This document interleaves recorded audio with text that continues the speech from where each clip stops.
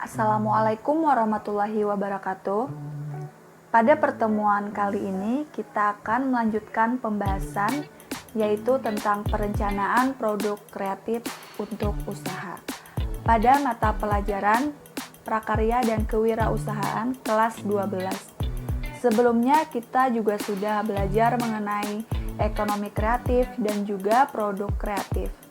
Jadi langsung saja kita akan membahasnya.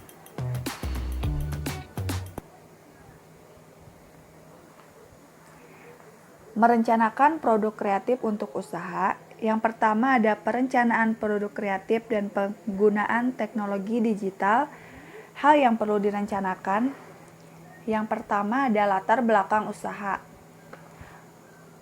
Langkah awal merencanakan produk kreatif adalah mengetahui latar belakang Anda ingin membuka usaha di bidang tersebut.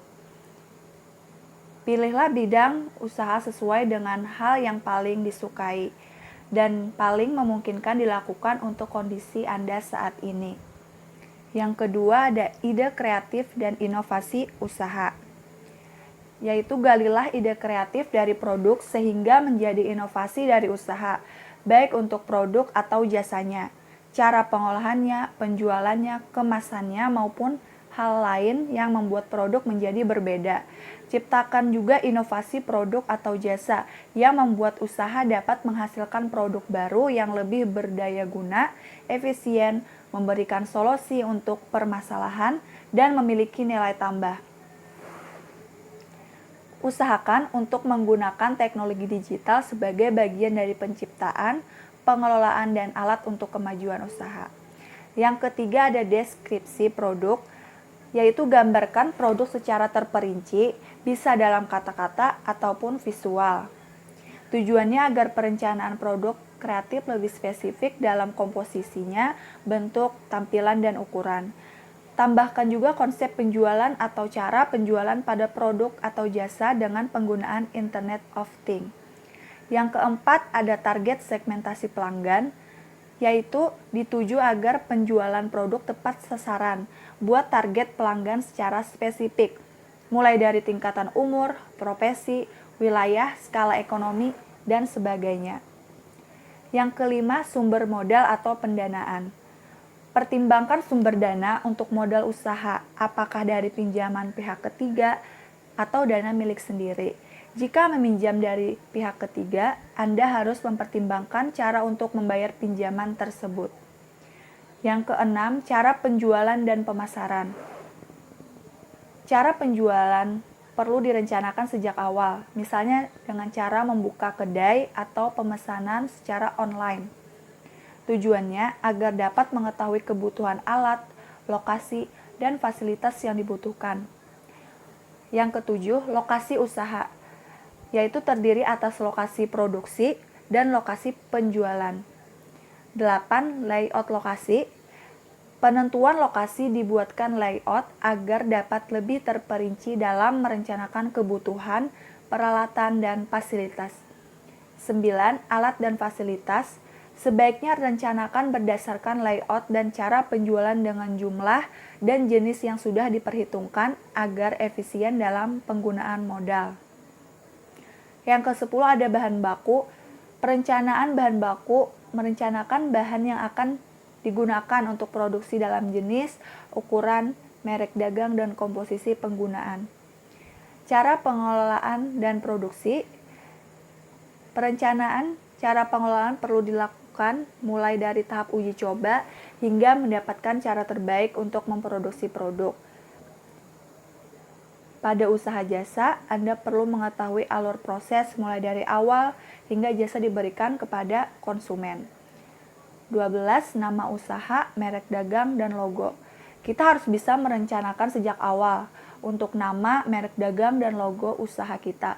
Berikan sentuhan yang kreatif sehingga memberikan nilai tambah pada produk tersebut. 13. Kemasan. Kemasan dengan desain menarik akan memberi nilai keunggulan pada produk. Oleh karena itu, perlu perencanaan kemasan, baik dari segi bahan maupun desainnya. 14. Penggunaan teknologi digital. Rencanakanlah penggunaan teknologi digital pada konsep penjualan. mulai dari media sosial, toko online, marketplace, dan pemanfaatan aplikasi transportasi online. Untuk melakukan promosi, bisa menggunakan jejaring sosial di Facebook, Instagram, YouTube, Twitter, WhatsApp, Line, dan Google. Gunakan juga aplikasi yang memudahkan operasional usaha, seperti aplikasi pencatatan keuangan, stok, dan lain sebagainya. Selanjutnya yang kedua ada action. Setelah membuat perencanaan usaha, langkah selanjutnya adalah membuat rencana aksi. Dengan membuat rencana aksi, Anda sudah dapat langsung mempersiapkan usaha sampai pada pelaksanaan usahanya. Artinya, usaha Anda sudah dapat diwujudkan. Berikut adalah rencana aksi yang dapat membantu untuk merealisasikan usaha. Yang pertama ada persiapan produk atau jasa, yaitu termasuk dalam uji coba pembuatan produk atau jasa, evaluasi pada produk, revisi atau perbaikan, lalu yang terakhir ada finalisasi produk dan penentuan komposisi dari bahan baku. Yang tahap kedua ada persiapan kelengkapan produk, mulai dari menentukan merek dagang, mendesain logo, membuat tagline usaha, membuat contoh kemasan, dan yang terakhir kelengkapan tambahan lainnya. Tahap ketiga ada persiapan kebutuhan usaha. Yang pertama mendapatkan supplier dan lokasi produksi. Yang kedua agar mendapatkan lokasi penjualan. Ketiga membuat gambaran layout lokasi produk. Yang keempat, mendapatkan informasi perizinan usaha, meliputi persyaratan, ketentuan, dan biaya sebagainya. Yang kelima, membuat catatan dan mencari informasi kebutuhan peralatan menurut ukuran, jumlah, dan merek. Yang keenam, membuat catatan kebutuhan fasilitas seperti listrik, parkir, internet, dan lainnya. Yang ketujuh, menghitung kebutuhan modal berdasarkan penghitungan kebutuhan usaha. Yang kedelapan, menghitung kebutuhan tenaga kerja, membuat struktur organisasi, dan catatan tugas. Tahap keempat, yaitu kebutuhan pengelolaan usaha. Yang pertama, menghitung harga pokok produksi, total biaya bahan baku yang dibutuhkan, dibagi dengan hasil produksinya. Yang kedua, penentuan harga jual. Ketiga, pembuatan sistem produksi. Keempat, pembuatan sistem penjualan serta operasional. Yang kelima, membuat rencana pemasaran. Dan yang keenam, penggunaan teknologi digital. Selanjutnya, wirausaha produk kerajinan untuk pasar lokal, yaitu perencanaan usaha kerajinan untuk pasar lokal ini berdasarkan luasannya. Pasar dapat dibedakan menjadi pasar lokal, pasar nasional, dan pasar global atau pasar internasional. Pasar lokal sendiri dapat dipahami sebagai pasar yang terbatas di lingkungan atau daerah yang sama dengan tempat produksi. Ide pengembangan produk kerajinan untuk pasar lokal juga dapat diperoleh dengan mengenali kebiasaan di daerah setempat. Misalnya kebiasaan melepas alas kaki saat masuk ke dalam rumah. Kebiasaan tersebut membuka peluang pengembangan produk rak sepatu atau tempat penyimpanan alas kaki yang serasi dengan tempatnya diletakkan dan memudahkan penyimpanan dan pengambilan alas kaki tersebut. Peluang lain dari kebiasaan adalah membuat sendal khusus untuk di dalam rumah agar telapak kaki terlindungi dari dinginnya lantai. Nah, itu merupakan contoh dari ide pengembangan produk kerajinan di pasar lokal atau yang sering kita temui di kehidupan kita sehari-hari. Nah, pada prinsipnya pasar terjadi karena adanya permintaan dari pembeli dan penawaran dari penjual. Potensi pasar dapat diketahui melalui dua pendekatan, yaitu permintaan dan pendekatan penawaran. Selanjutnya, sumber daya material, teknik, dan ide produk dalam kerajinan. Wirausaha kerajinan untuk pasar lokal dapat dimulai dengan melihat potensi dari bahan baku, potensi teknik, dan keterampilan yang ada di daerah tersebut. Bahan baku dapat berupa bahan alam atau bahan buatan yang banyak tersedia di lingkungan sekitar. Bahan alam misalnya serat nanas, eceng gondok, tanah liat, kayu, rotan, bambu, kerang, dan tulang. Banyak sekali bahan baku yang sering kita temui di sekitar kita. Nah, bahan buatannya seperti kain, plastik, kaca, dan karet. Lalu bahan baku atau material yang akan dimanfaatkan untuk memproduksi kerajinan harus memiliki jumlah yang cukup agar produk yang dihasilkan memiliki standar bentuk dan kualitas yang sama. Teknik pembuatan produk tergantung dari materialnya. Beberapa teknik yang dapat digunakan dalam pembuatan kerajinan diantaranya ukir, sambungan, teknik anyam, dan teknik menjahit. Pada slide berikutnya ada tahapan produksi secara umum terbagi atas pengolahan bahan atau pembahanan, pembentukan, perakitan, dan finishing. Tahap pembahanan adalah mempersiapkan bahan baku agar siap diproduksi. Contohnya pada penggunaan material kulit jagung, proses pembahanan pada limbah kulit jagung harus dilakukan dengan tepat agar produk yang dihasilkan awet dan tahan dari mikroorganisme. Dilanjutkan dengan proses pembentukan. Pembentukan bahan baku bergantung pada jenis material, bentuk dasar material, dan bentuk produk yang akan dibuat. Seperti logam, kaca, plastik, atau kayu dapat dibentuk dengan cara dipotong, dipahat sesuai dengan bentuk yang diinginkan. Bisa berupa material lembaran atau serat, dapat dibentuk dengan digunting, dianyam atau dirangkai. Tahap berikutnya adalah perakitan dan finishing.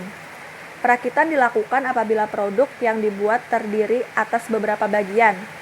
Perakitan dapat memanfaatkan bahan pendukung seperti lem, paku, benang, tali, atau teknik sambungan tertentu.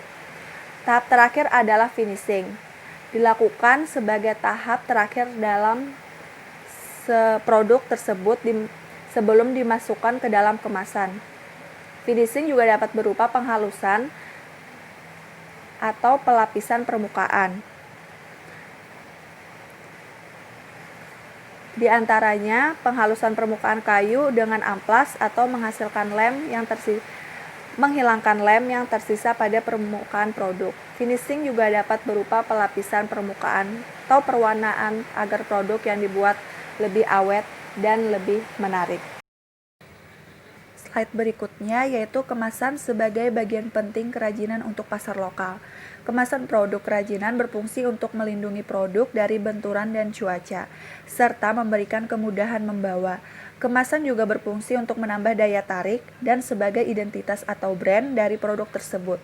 Fungsi kemasan didukung oleh pemilihan material, bentuk, warna, teks, dan grafis yang tepat. Material yang digunakan untuk membuat kemasan sangat beragam, bergantung dari produk yang akan dikemas. Produk kerajinan yang mudah rusak harus menggunakan kemasan yang memiliki material berstruktur.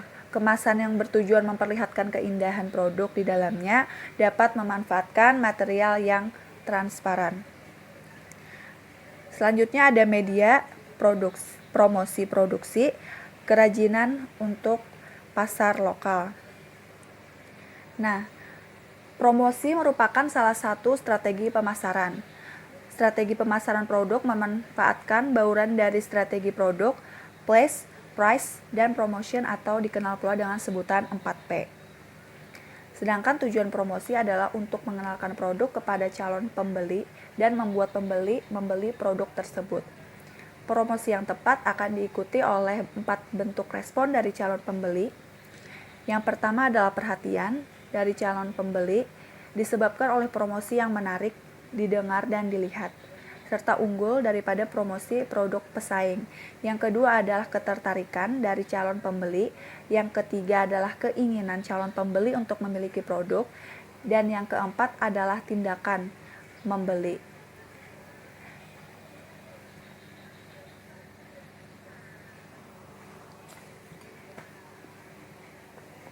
Nah, jadi itu tadi yang Ibu jelaskan mengenai perencanaan produk kreatif dan penggunaan digital. Jika ada yang kurang dimengerti, bisa tanyakan langsung ke Ibu melalui aplikasi WhatsApp. Terima kasih atas perhatian semuanya. Salah kata mohon maaf. Wassalamualaikum warahmatullahi wabarakatuh.